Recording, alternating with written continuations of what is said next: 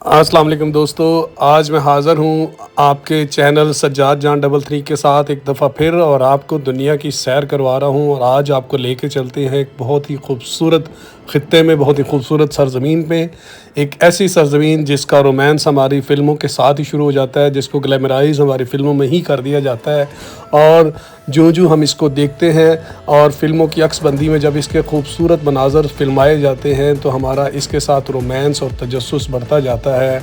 और ये सरज़मीन है स्विट्ज़रलैंड की, यूरोप का बहुत ही खूबसूरत मुल्क, बल्कि कहा जाए कि सबसे खूबसूरत तो बेजा नहीं होगा।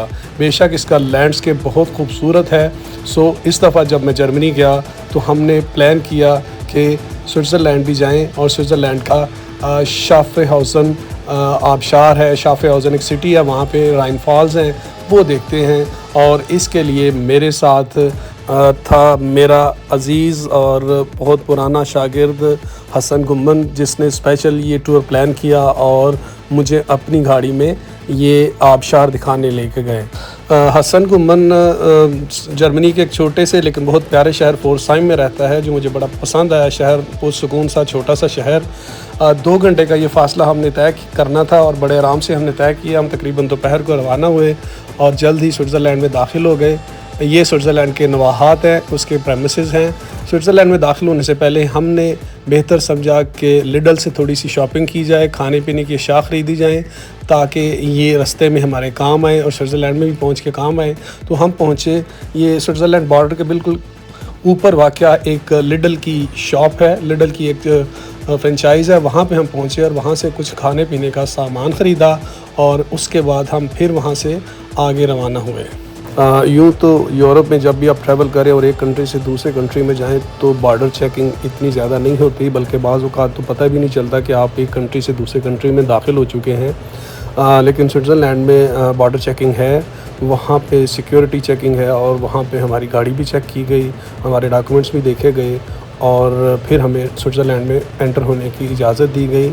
ज़ाहिर है वो सिक्योरिटी के जो जितने भी इक़दामात थे या मनाज़र मैं आपको नहीं दिखा सकता था, क्योंकि वहाँ पे मोबाइल फ़ोन का यूज़ मना था।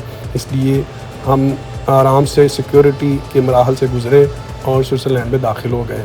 और अगला स्टेप था हमारा राइन फॉल्स में पहुँचना, जो कि करीब ही था, स्विट्ज़रलैंड के बॉर्डर के करीब ही था। जल्द ही हम राइन फॉल्स की पार्किंग में पहुंच चुके थे और वहां से ऑटोमेटिक पार्किंग के ज़रिए अपना पार्किंग टिकट हासिल किया और गाड़ी बढ़ा दी पार्किंग एरिया की तरफ। यह पार्किंग एरिया था। आम तौर पे यहाँ पे फैमिलीज़ विज़िट करती हैं वीकेंड्स पे और बहुत ज़्यादा रश होता है, लेकिन हमने इस दिन चुना था मंडे को। ये हमारी मजबूरी भी थी और हम ये भी चाहते थे कि हमें ज़्यादा आराम से देखने को मिले, तो हम मंडे वाले दिन पहुँचे और पार्किंग एरिया में अपनी गाड़ी मुनासिब जगह पे पार्क की और फिर बढ़े राइन फॉल्स की तरफ। उतरते ही सामने टिकट काउंटर है, यहाँ से आप टिकट ख़रीदते हो। टिकट 2 तरह की है, एक तो इसकी एंट्री है और फिर उसके अलावा इसमें बोट का सफ़र भी शामिल होता है। बोट आपको राइन फॉल्स के बिल्कुल करीब लेके जाती है। कितना करीब लेके जाती है वो आप आगे चल के देखेंगे, लेकिन सबसे पहले हमने टिकट काउंटर से अपना टिकट ख़रीदा और यहाँ से थोड़ी सी इन्फॉर्मेशन हासिल की और फिर हम बढ़े इसके सैर की तरफ।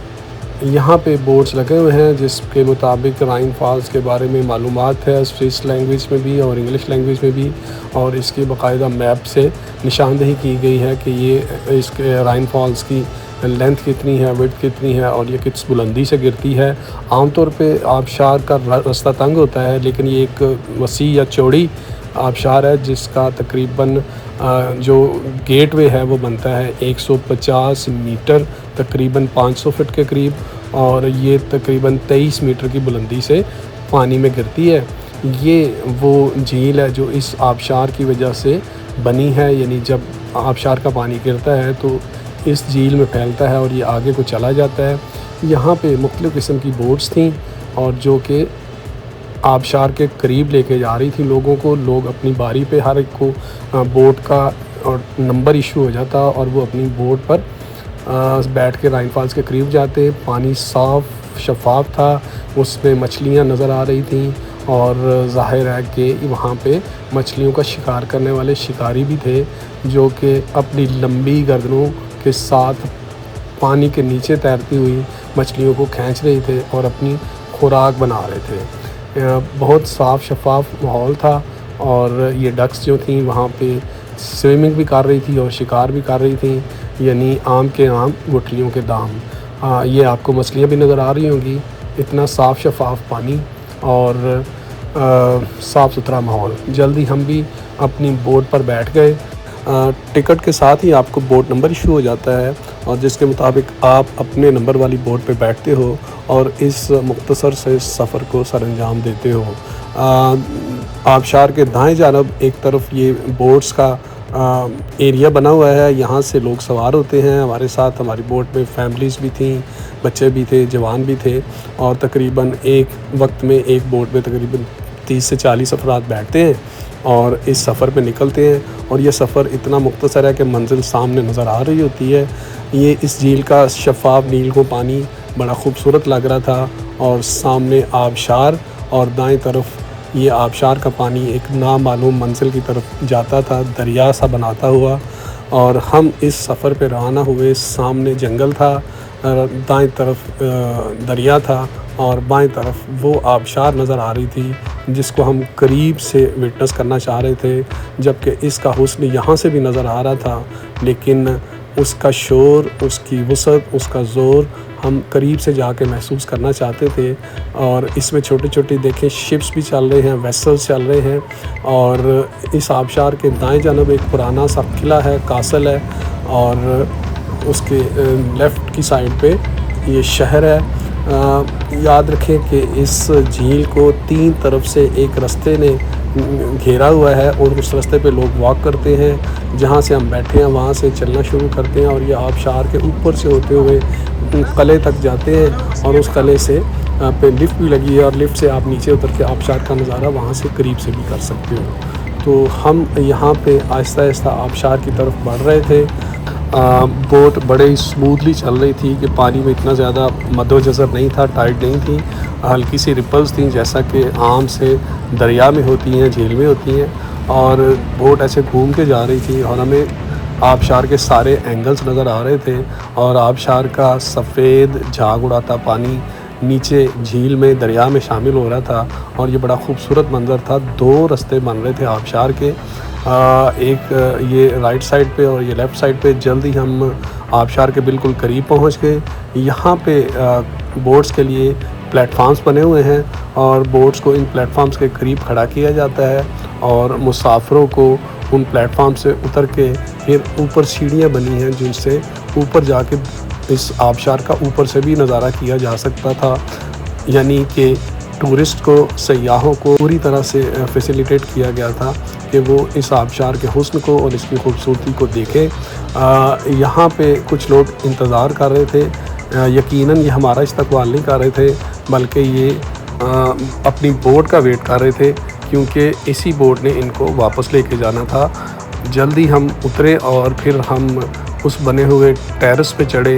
एक सीढ़ियाँ बनी हुई हैं और उसके ज़रिए ऊपर एक मुकाम है जहाँ से आप आबशार का ऊपर से नज़ारा कर सकते हो। और क्या नज़ारा था आबशार के, जैसा कि मैंने बताया और जैसा कि आप देख सकते हो कि 2 बड़े रास्ते बने हुए हैं। बीच में ये जो टेरेस है, ये चबूतरा जो हम जिस पे हम खड़े हैं वो है और आबशार दोनों तरफ से अपना सफ़ेद रंग का पानी झाग उड़ाते हुए गिरती है पुरशोर अंदाज से और बड़ा खूबसूरत मंज़र पेश करती है। बहुत सारे लोग, बहुत सारे टूरिस्ट यहाँ पे थे जो इन खूबसूरत मनाज़र को फिल्मा रहे थे, अपने कैमरे में क़ैद कर रहे थे और अपनी यादों में महफूज कर रहे थे।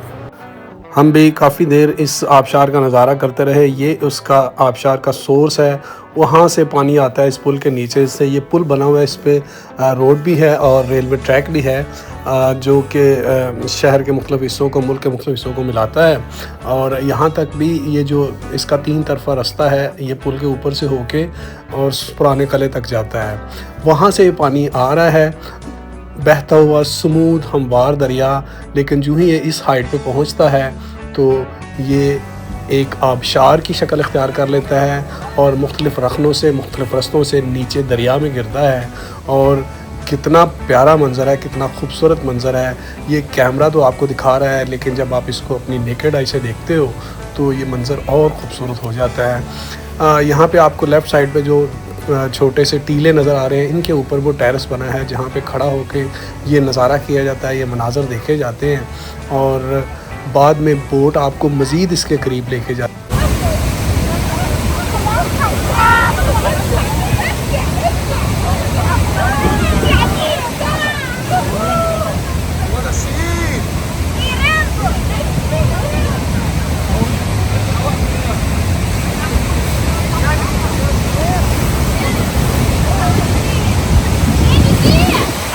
बोट बिल्कुल आबशार के करीब आपको लेके जाती है, यहाँ तक कि उसकी स्प्लैशिंग आप तक पड़ती है और आप गीले हो जाते हो, आप भीग जाते हो इसके पानी से। और लेकिन इसका शोर और इसकी खूबसूरती देखने के शौक़ में आप आगे बढ़ते हो और ज़रूर देखते हो, बग़ैर इस परवाह के कि आपके कपड़े गीले हो रहे हैं या आप गीले हो रहे हो। इसके बाद बोट आपको वापस उसी मंज़िल पर ले आती है जहाँ से ये सफ़र शुरू हुआ था, और इस तरह से ये राइड ख़त्म होती है, ये मंज़र ख़त्म होता है। लेकिन ये दिल पे वो नकूश छोड़ के जाता है, वो दिल पे अनमिट नकूश छोड़ के जाता है कि जो हमेशा आपके साथ रहते हैं खूबसूरत याद बन के। तो इस तरह से ये शाफ़ हसन की राइन फॉल्स है, बहुत खूबसूरत जगह है। स्विट्ज़रलैंड में आप जब भी जाएँ तो यहाँ पे ज़रूर जाएँ। मैं आपको रिकमेंड करूँगा कि ये आपके दिन को खूबसूरत बना देंगी, बहुत प्यारा बना देंगी।